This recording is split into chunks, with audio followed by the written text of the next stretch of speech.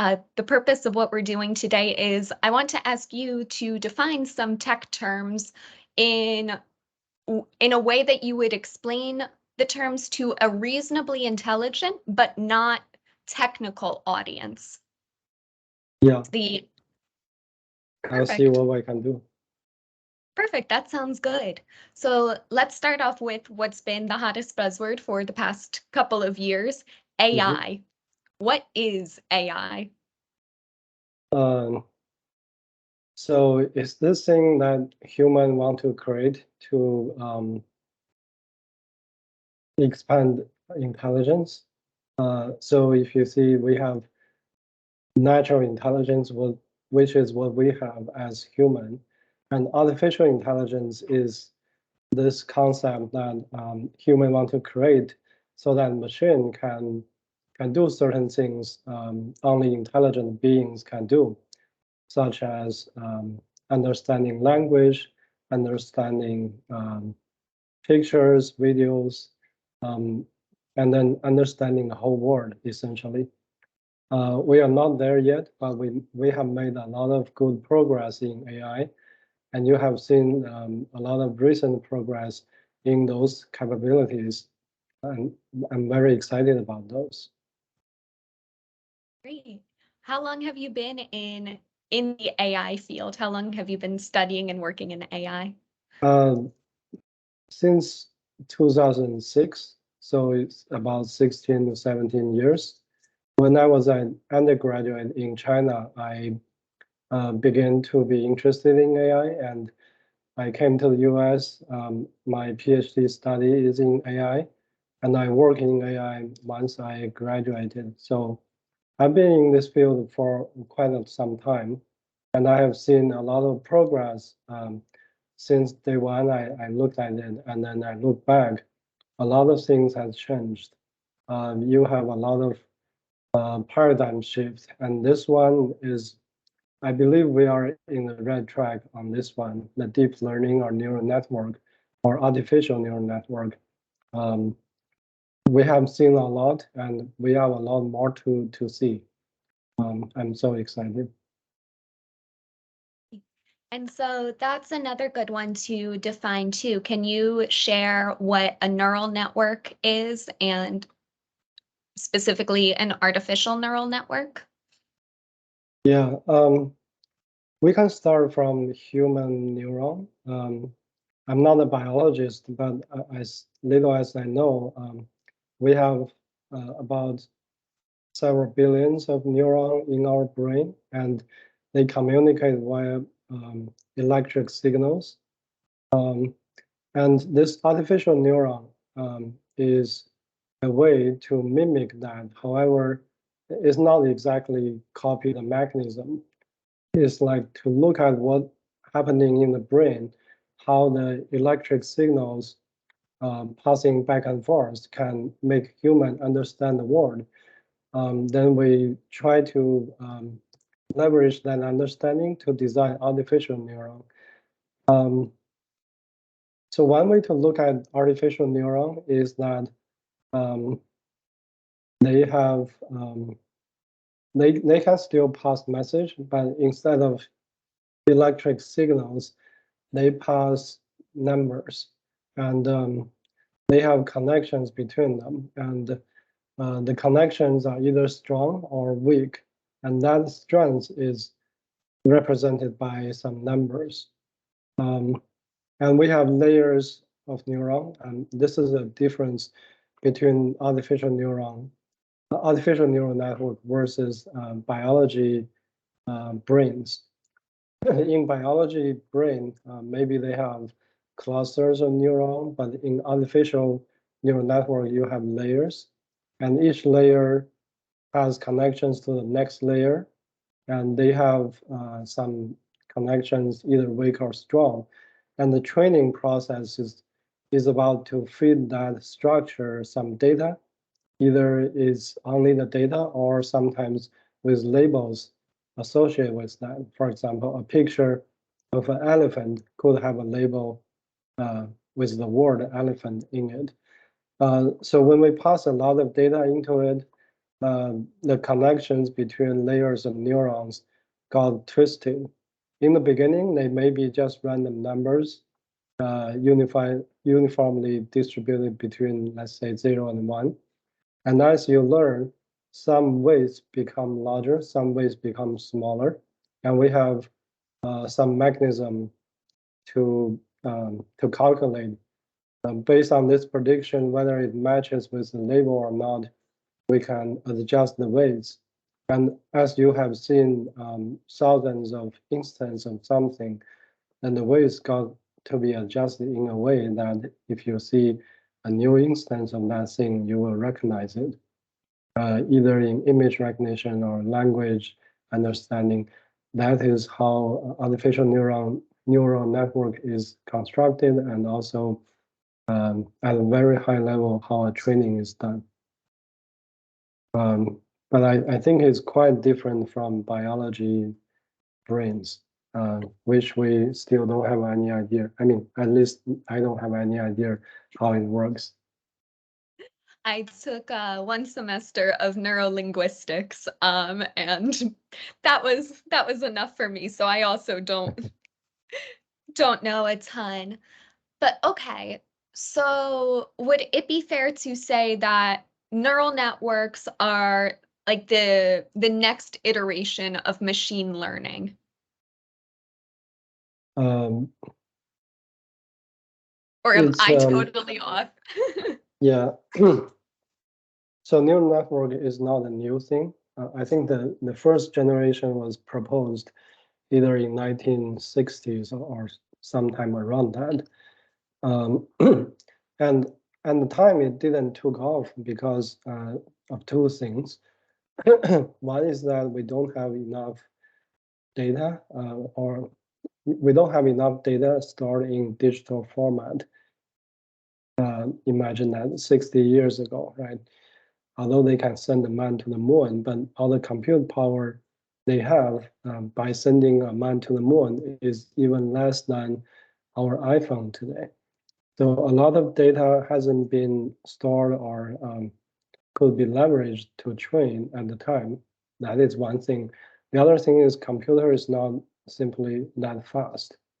And with the current progress with GPU and a lot of data, neural network began to show its real power. So I wouldn't say that the next wave is neural network, because it has been here for a long time ago. And the current wave is also about neural network. And you have a lot of other things in between, like support vector machine, naive Bayesian model, or non-parametric models, or graphical model. And each model could handle different things. Like graphical model is really good at, it is a generative model, by the way.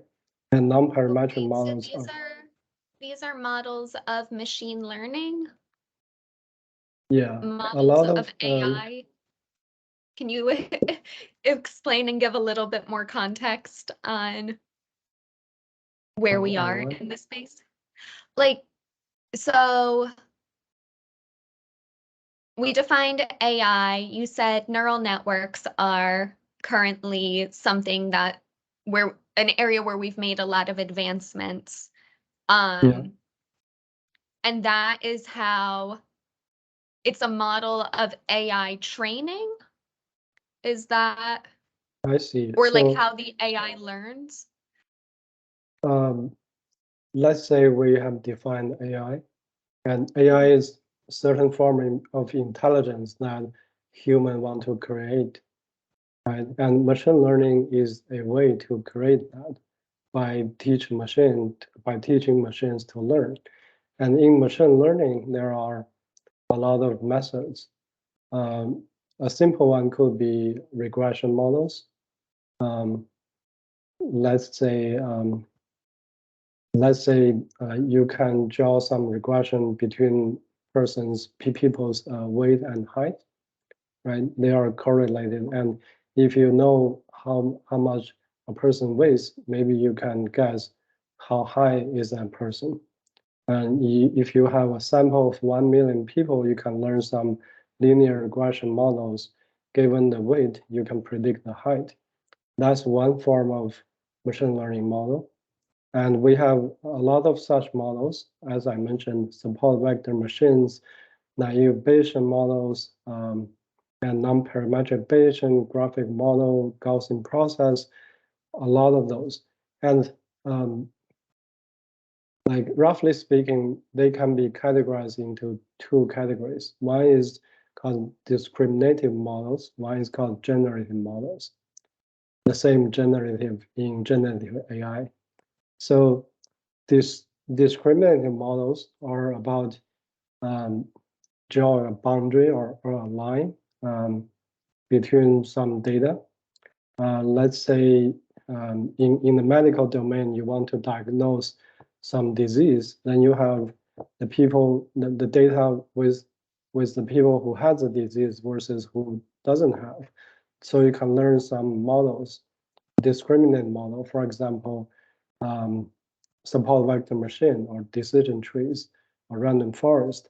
So you can draw some lines to say that given this data, I learned how to draw this line, so I can make diagnosis suggestions.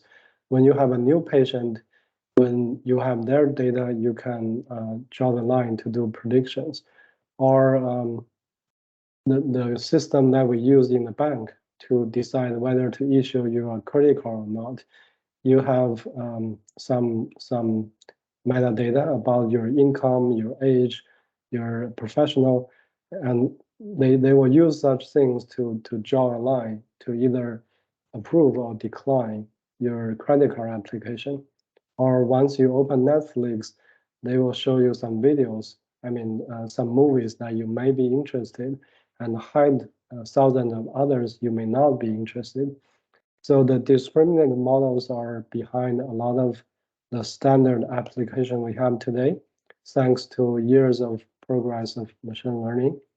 And on the other side, generative models, they can still do predictions, but they do predictions on a different paradigm, which is by sampling something from a whole probability space. And the purpose of generative models are to inform or to learn what that space looks like. For example, you want to generate a picture with a dog in it. Then you have the training data, maybe 10,000 of dog pictures. So the generative model will look at each picture. At the beginning, they have a probability space, which could be randomly generated or randomly represented. By looking at one dog's picture, they will say, okay, this universe or this space should a little bit look like that. So it adjusts, maybe cut a corner of that original space or expand into a certain direction. Then they see the second dog picture. And after it's seen like 10,000 or however many you have, the probability space was shaped to be able to generate dog picture. And once you in the inference phase, once you say, okay, you have seen 10,000 dog picture, generate one dog picture for me, then it will sample from that space. It will look at that space, randomly pick a dot, which is a number vector. Then from that vector, they propagate until you have a picture. A picture, by the way, is also represented by numbers. For those who don't know, you have the height and width, which is a matrix, and on each element of the matrix, there are 3 numbers to represent red, green, and yellow. And there are many other ways to represent the image, but what I just told you is the simplest representation. So from that vector, you can propagate all the way to the time that when you have that matrix of numbers, and that is basically a picture. So so let's go back a little bit. I've told you about the discriminative models and generative models. And the neural network can work in both sides. They can be leveraged as a discriminant models. It can be leveraged as a generative models. And it was proposed many, many years ago. It went through some up and down.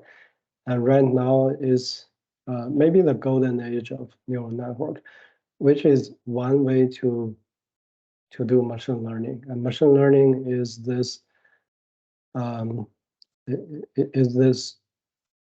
toolbox that we use to craft artificial intelligence.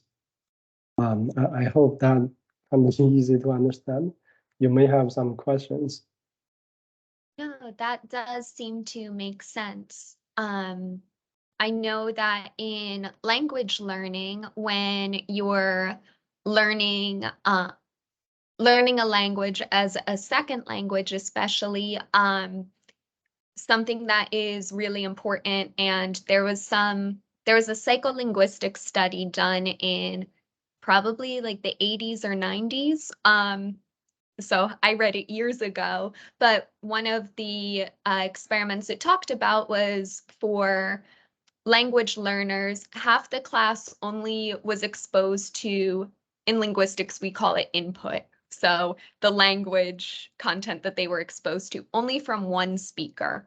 And then in the second group, they were exposed to input from multiple speakers.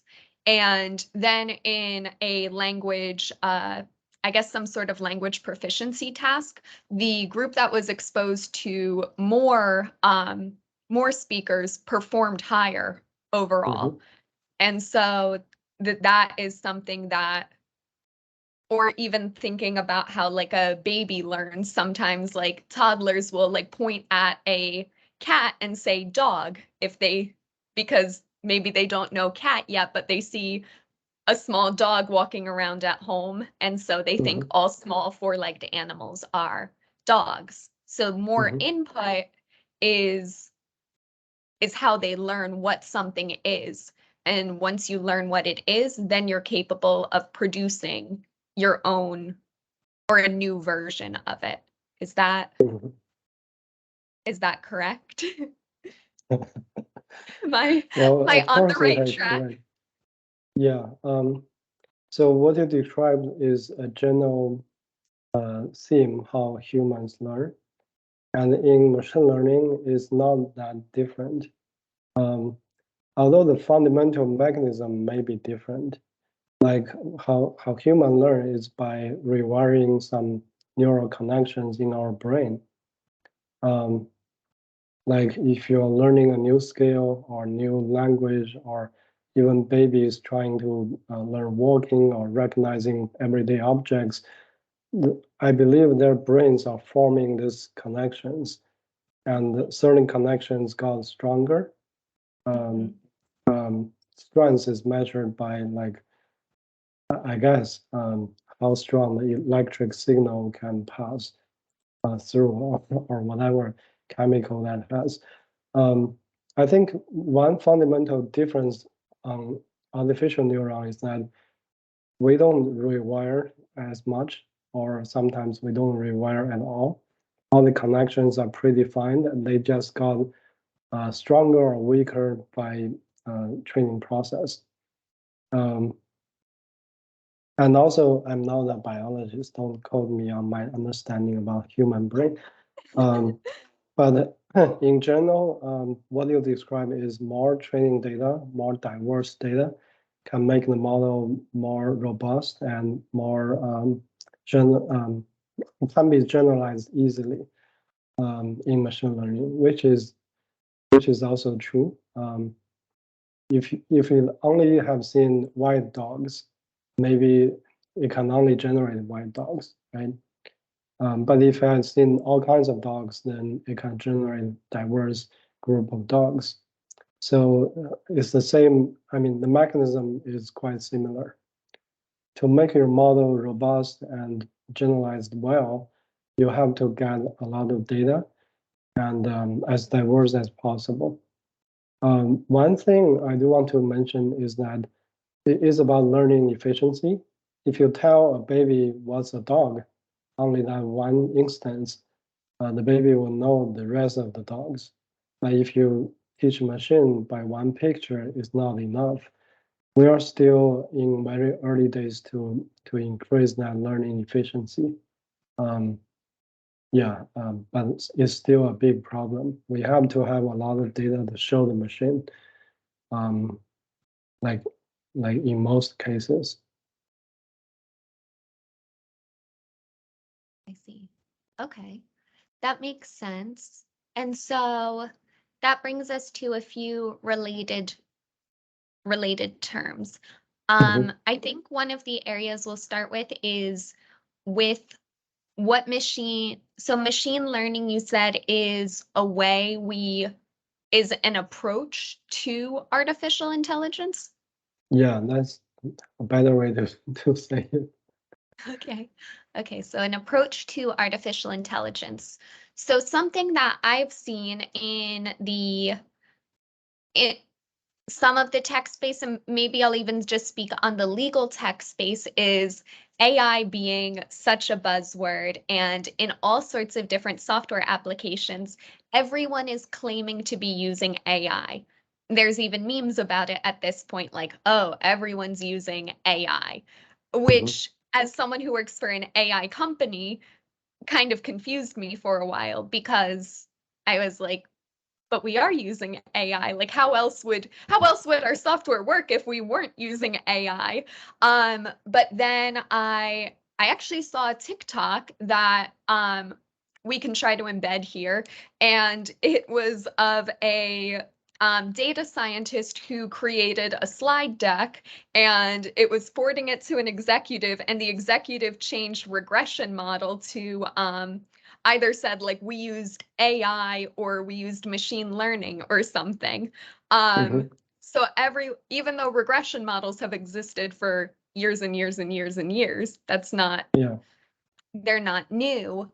Then I'm getting to my point of the other thing I've noticed is the companies who are using maybe not just fancier versions of automation or like predictive statistics or things like that, they're then using machine learning to describe what they're doing, because I get the sense that they think it sounds fancier and more technical. But machine learning is just an approach to AI, and there are varying degrees of sophistication there, right? Yeah, I think it's really hard to draw the line, because machine learning is a field that has been around for many longer than neural network. Right? Neural network is one way to make machines learn, and as machine learning community was dated back even earlier than that. As you mentioned, regression models is probably more than 100 years old or something like that. So you can, I mean, there are certain things that makes it hard to draw the line. One phenomenon is that everybody use some kind of mathematics can claim that they are using AI. To me, okay, that's... elaborate on that one a little bit more. I mean, you can have some old statistic technology like Gaussian distribution, right? It can be used in some form of prediction, or if you use calculus, for example. Okay. So I've seen companies who use that, claiming that they are using AI, and there are some other companies like what you mentioned. They use regression models, which is a machine learning model. But I think in this era, especially, we have a lot of advancements in neural networks and other stuff. I think the question you're asking is really like, as of now, what kind of companies are really leveraging the bleeding edge of technology and how to claim that or spot that kind of companies. I think so, yeah. Like how do we know who's actually doing something new and innovative and impressive with AI versus who's doing something that isn't? And I also want to add the disclaimer that there are times when you don't need the most advanced form of something to do something. You don't need a backhoe to plant a flower. That it's Yeah. excessive. So if a Right. regression model fits your needs, that's totally fine. We're not dissing that at all. Yeah. So I believe there are certain indicators. One is that, as you just mentioned, whether your product or your business model really require you to leverage a lot of advanced technology. If not, then there's no need to do that. But oftentimes, you have this new technology that enables a lot of things that you couldn't do before. And if you can do that today, then you're leveraging AI the right way. For example, what we do in Husky is, I mean, one form of that is to recognize any logo in any given image, right? I don't see any regression models can do that, or conditional models. It is only enabled by recent progress of AI. And the fact that we can do that means that we have that technology in-house. Otherwise, how do you build a product Right. about that, right? So that is one indicator. The other indicator is sometimes, do you really need the machines to learn at large scale from human behavior in order to enable some product features? For example, Google search uses AI. Whatever you search, within a sub-second, you will get the result. It's not by chance. Google has learned it from a lot of user behaviors and all the internet data it has.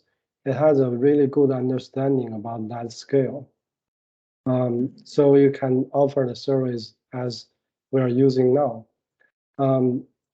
Comparing Google with another company, maybe use some regression models to guess people's height with their weight. You really don't need like 10 million input of human data onto that. Maybe 100 samples will be enough. So those are traditional statistical models. Like remember, like in high school or undergrad, when we learn statistics, it's about like you have 10 samples or 100 samples, then you have hypothesis testing, how significant is your hypothesis. There is some like belief intervals or something like that. And all the traditional statistics are based on small sample data because there's nothing wrong with them, because at their time, the scale was like 10 people or 100 samples. But in the internet age, the scale has changed. And because the scale changing, the model kept changing. For example, you have a lot of regression models still used in a lot of internet companies. For example, I work at LinkedIn. When LinkedIn do predictions on whether you will look at the job recommendation or who to follow, there's a regression model behind it, at least from the time I worked there.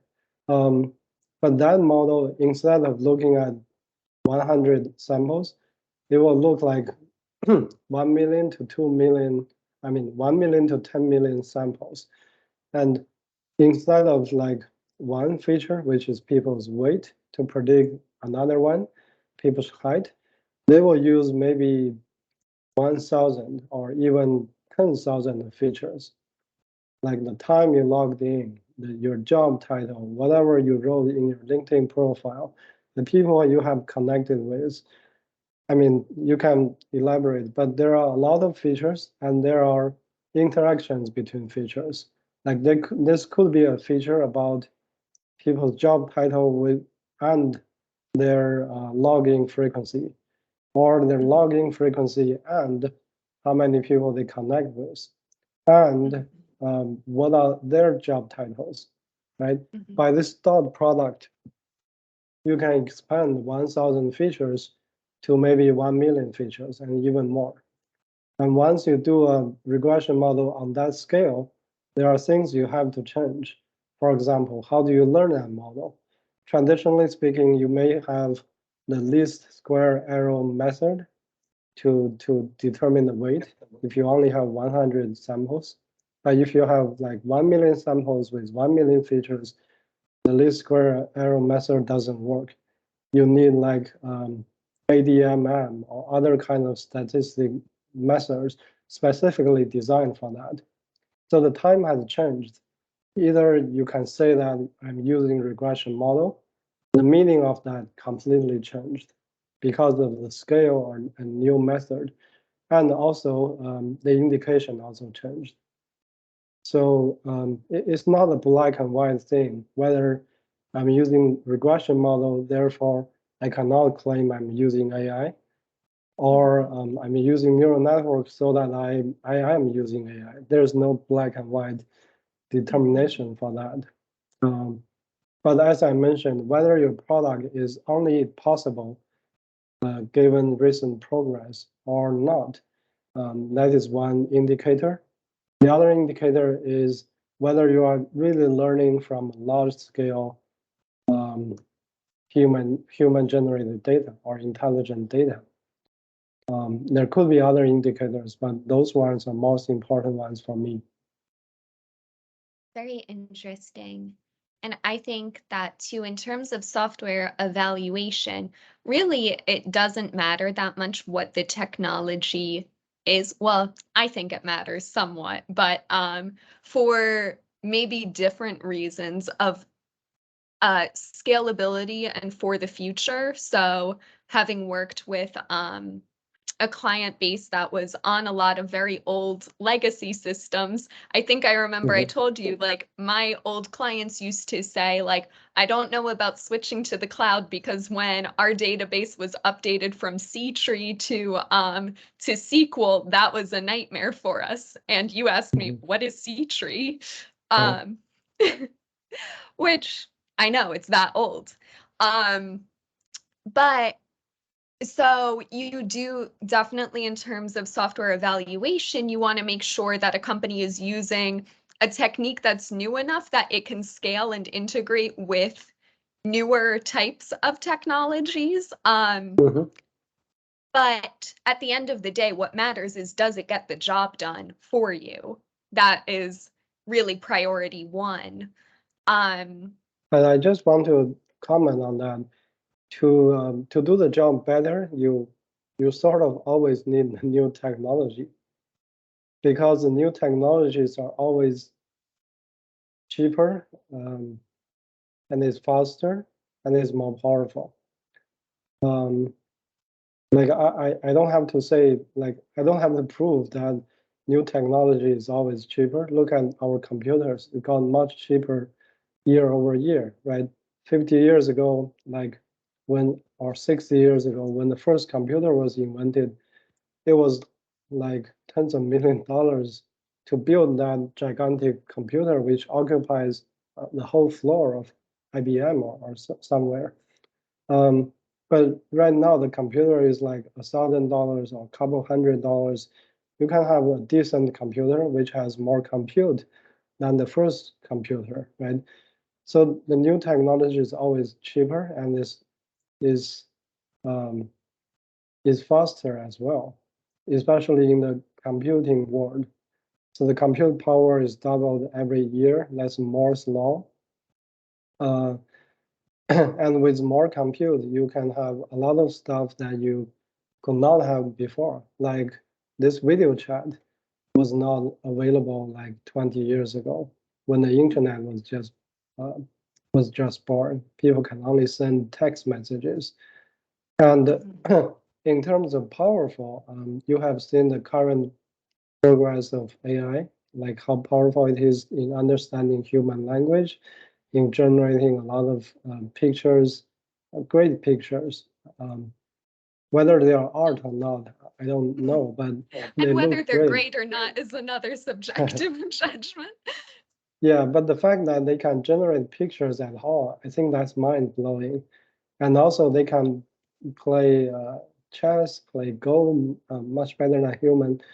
That has its own implications, and they can help people to understand protein structures, invent fast algorithms, and a lot of other capacity that only been unlocked recently, which is not powerful, which is not possible 5 years ago.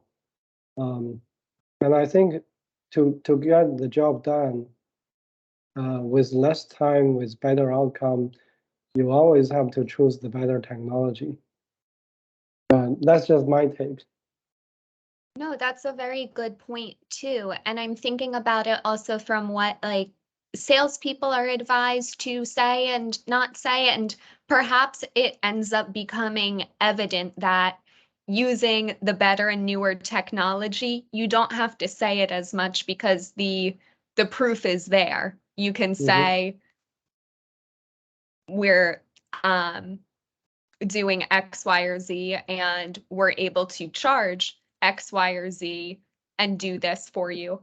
And it's fast Yeah. and it works. Those Yeah. are the two things people care about the most. Does it work and is it fast? Yeah.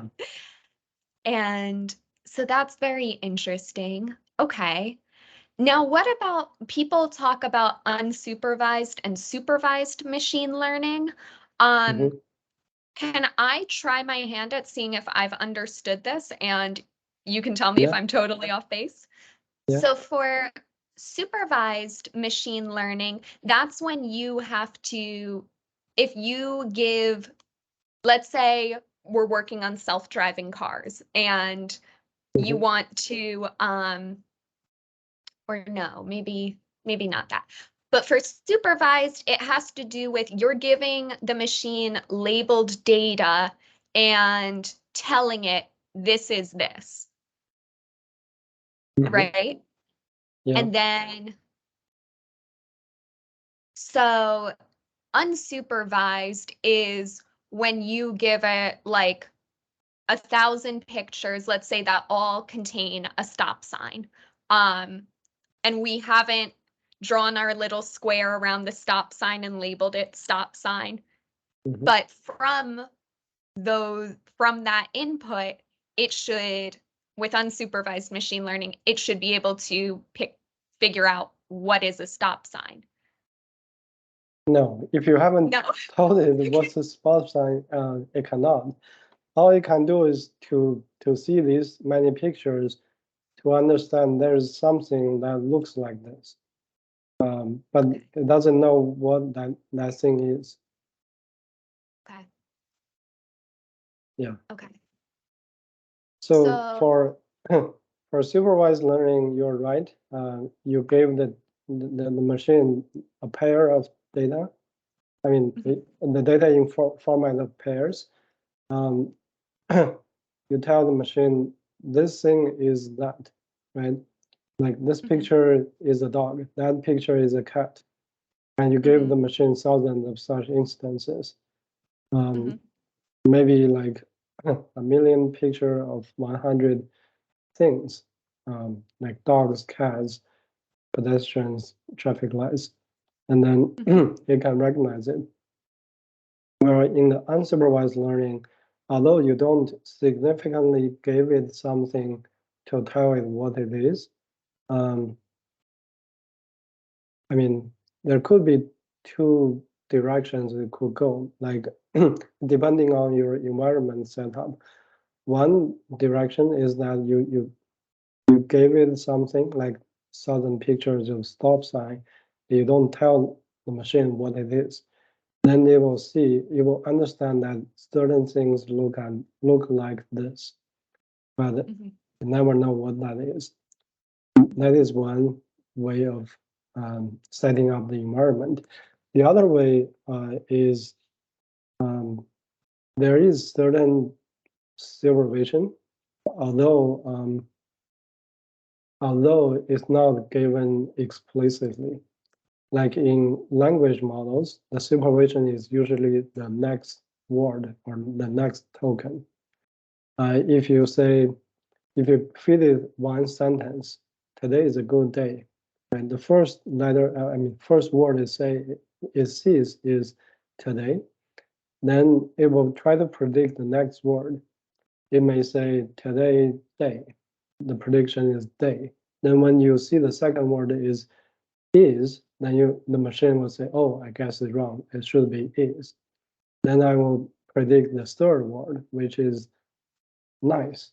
Then the next word is the word then the machine will say, okay, now I understand it should be Then in this pattern, if you give it a lot of sentences, for example, the entire Wikipedia or entire web, then the model can generalize really well. You can say today is and then leave it a blank. So the model can say a good day, and then how are you, and what are you doing? Then the machine can fill in the blanks down the road. So that is one type of unsupervised learning, and maybe some people call it self-supervised, which is, although you don't tell it is explicitly what this sentence is about, but it try to condition itself on the given context and try to predict the next word. In this way, it can still learn by itself. So within unsupervised learning, you can say there's self-supervised and maybe completely unsupervised. I mean, some people may categorize this differently, but usually speaking, there are supervised learning, self-supervised, and unsupervised. And there are other learning forms as well. One form is lifelong learning, which never took off largely, but I think the concept is good. It means that the model never stops learning.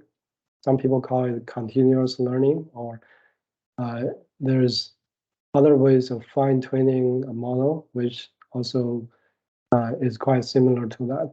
So the point is there are many learning paradigms, but usually people say supervised versus unsupervised. But it's all depends on how you give the signals to the machine. And in robotics, there could be other form of supervision. Let's say you want to teach a robot to stand up and walk. In the beginning, the robot may always fall down as it tries to stood up. But once it falls, that's a signal. Whether you call it supervised or self-supervised, I think it doesn't matter that much. But the point is, once it fell, it knows, okay, because I walk in that fashion, now I fall. So I should adjust. And after a lot of episodes or period of learning, the robot really learn how to stood up, and then they try to learn how to walk, how to run. But the environment has given it some guidance. Okay. Okay. So like it's learning through trial and error, sort of. Yeah. Okay. Yeah, that's a good way to depict that. Even in the supervised learning, it's all about trial and error. And neural networks is all about trial and error as well. Remember in the beginning, I said those weights got adjusted because they try and try to minimize the error. If you increase this connection by a lot, maybe you will see a lot of error down the road. Then you will have the feedback of reducing that weight and increasing other weights. And all the learning method is about designing some either mathematic format or algorithms to make the trial and error as efficient as possible. Right. Right. Okay. And that's why the more data that you have, the better informed it's going to be. It's Yes, just the question of the ability to be able to process data in that volume, right. that wasn't available previously. Hmm. Yeah.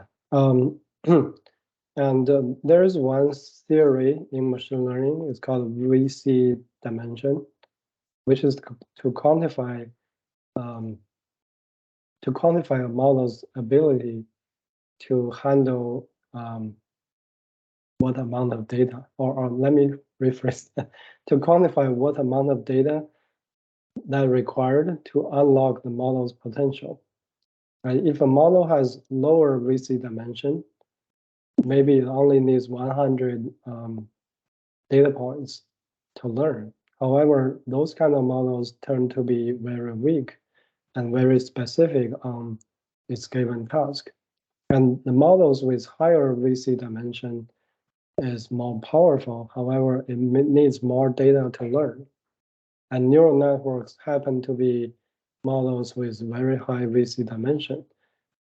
Then if you don't know that, only give it 100 data samples, you will see this thing is not working at all. That's part of the reason we had it failed maybe tens of years ago, and now it's succeeded. Mhm. Right. So, okay. So oftentimes, like, you think that if you start out with a small sample and you see how it does, and if it's doing well, you keep going, but you're saying that with a neural network model, it needs millions of data points or whatever unit of data in order for it to be able to do anything Yeah, meaningful at anything all. meaningful. But I mean big neural network. You can have one neuron, which is equivalent to simple regression, and it can do a job of simple regression, which Mhm. only require maybe 50 data points. But if you have a large scale neural network with, let's say, 190 billion parameters, then you need maybe the entire web to feed to it for it to understand language. Yeah, there's another thing, which is to say how many artificial neuron can do a job of a biology neuron, which is unknown at the moment. Um, Mhm. like the one I just mentioned, 190 billion parameters. That's not a random number. That's the number of parameters of one of the most recent large language model. They literally trained it this year.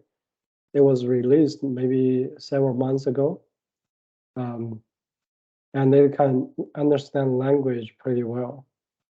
However, human brain have maybe 6 billion or 60 billion, but I don't know, maybe six. And our brain is totally very efficient. Mhm.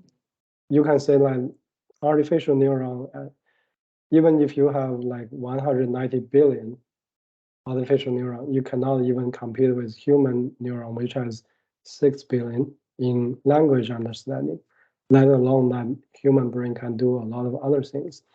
So it's not a one-to-one mapping or 100 to 1 mapping yet.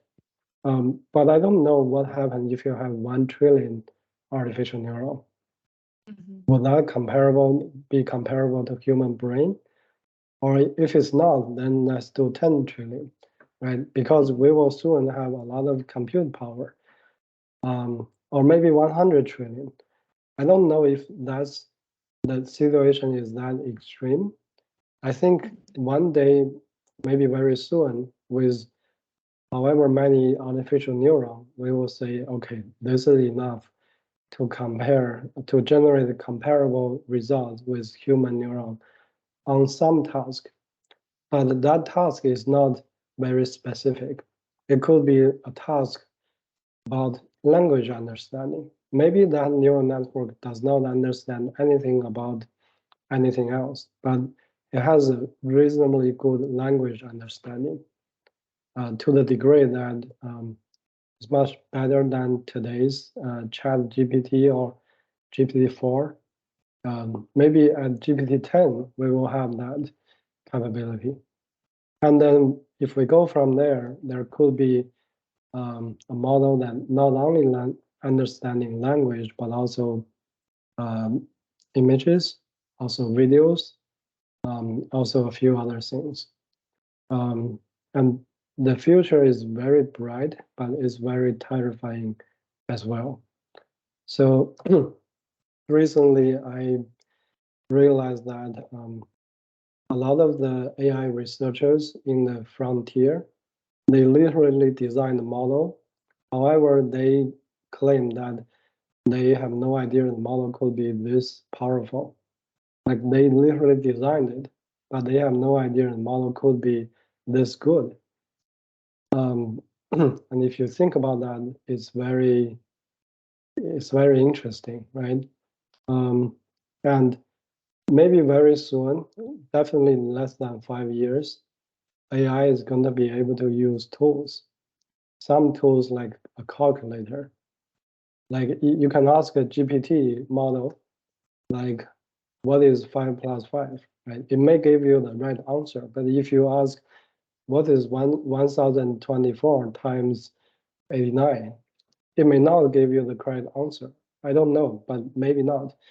But in the future, very near future, the AI will say, it will recognize this question as something they can resolve with a tool. Then they can simply call a calculator, then give you the correct answer. And if it can do that, and there's nothing to prevent them to use search engine. A lot of people are criticizing ChatGPT about the model often gives the wrong answer very confidently, right? But if soon it can compare its answer with Google search result, then somehow merge the two and then present the answer to the people, then that's a very powerful thing. Like the AI will determine whether this is something it can just answer right away or leverage some tools to give you the answer, which is one of the research down the road. I'm sure very soon they can do that. And I don't know if you have heard of the GitHub Copilot, which can write some code given human instructions. And people criticize it by being wrong oftentimes. I think the GitHub CEO admitted that 70% of time it's wrong, or maybe not completely wrong, but it has a bug that you have to pay attention to. But people still like to use it because although 70% is wrong, it can double your productivity by 2x or sometimes even 4x. Then if you think deeper about this issue, people are helping the machine to get better because every time the machine generates some wrong code, the developer will correct it. Then that's a learning process right there. So if you think even deeper, the implication is really fascinating because let's take a step back. If a model can understand natural language, that's okay because what can it do? It can answer questions. But if a model can write code and the code can control computers, then do you think what can it do? Like I was reading somewhere that like there are certain tests that they do for certain AI models like that are getting more intelligent to make sure that it doesn't do things like try to like that humans will always have control, like to pull the plug or an off switch that like it doesn't like. No, let me tell you a situation. So we have just talked about AI can write code which control its own computer, right? Theoretically speaking, it's not hard. Then if the computer is connected to the cloud, the AI can copy itself to the cloud. From there, it's very hard to pull the plug. And then it can stay in the cloud and wait until robotics take off, because there's a computer in every robot, like in self-driving cars or any other robots, like the Tesla Optimus, right?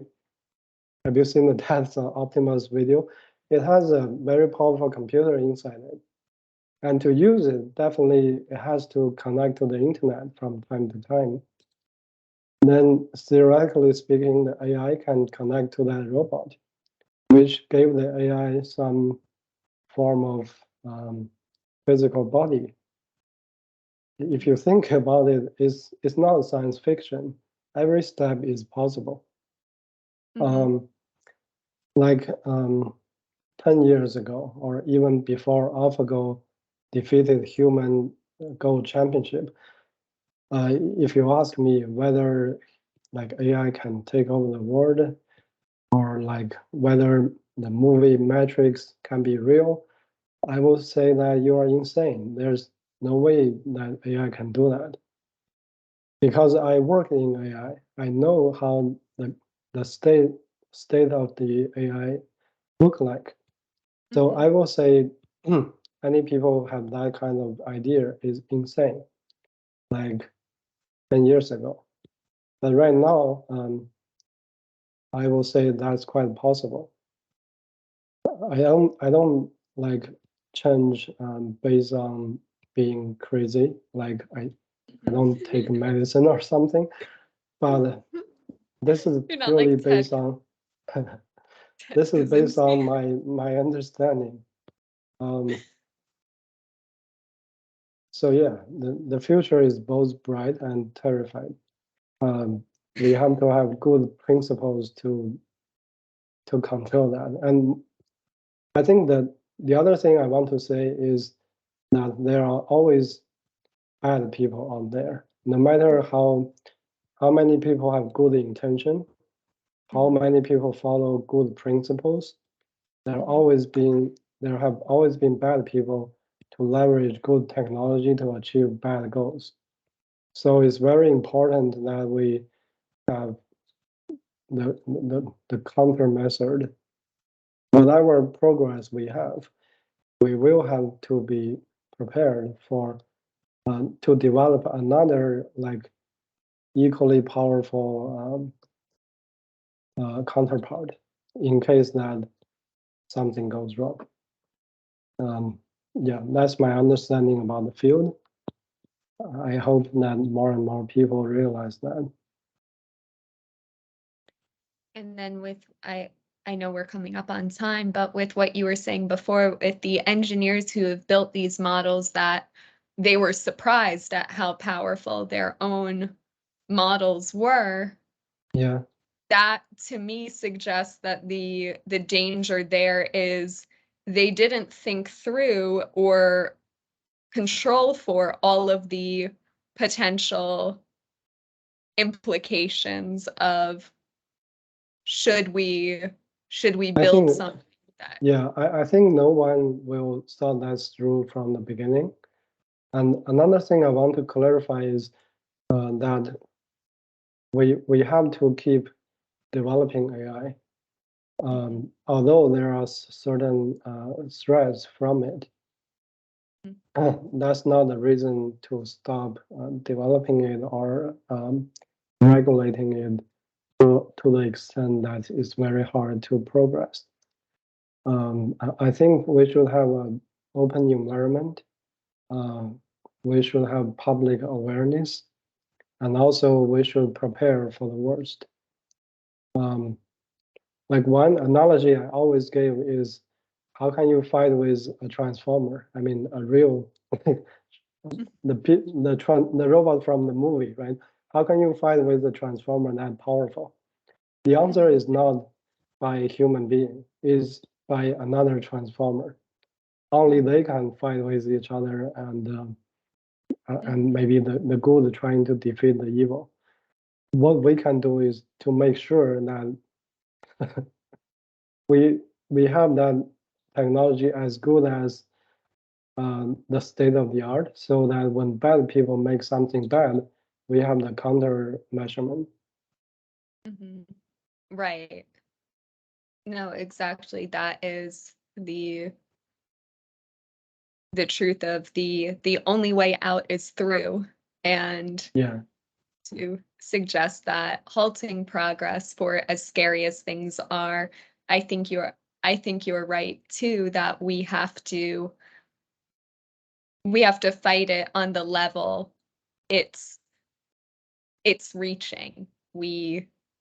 exactly. And now that especially a lot of algorithms are open sourced, all the countries from the world can access it, and not necessarily all the countries on the world share the same like same ideas about freedom or human rights, right? Which gave us a lot of motivations to keep doing the good thing, keep developing the good thing, so that if something bad happens, we have the tools to mitigate that.